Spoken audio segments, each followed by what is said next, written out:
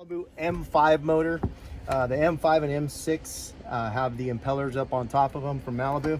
So what you're gonna do if you're having an issue overheating, you're gonna pull this off. Okay, here's where your impeller's at, right here. So the boat will suck up water from here. It goes into the impeller pushes it through here, goes into the cooler right here. So when you do have an impeller that blows out in these things, you're going to want to pull this off and look inside of there, and there'll be pieces of rubber that are in there. You need to get those pieces of rubber out. That's part of clearing everything out to make sure it's all good.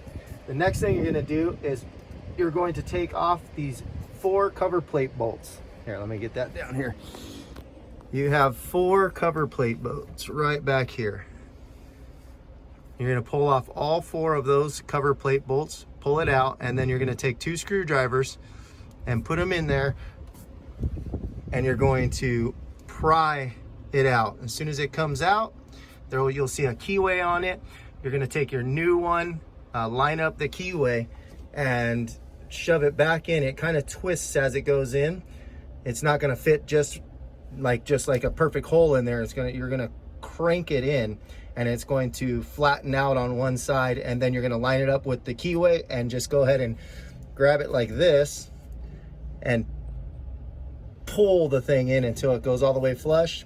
Put those screws back in. Be careful, there's a black O-ring that goes around there, and that O-ring can get pinched, so you want to make sure that O-ring is in place. Put those all back in, tighten it back up, refasten this hose right here after you cleaned everything out, and then make sure that your sea strainer right here is actually free of debris and doesn't have anything in it, because you can get stuff clogged in that, causing this to go also. Also make sure that is tight and no air is coming in with the water.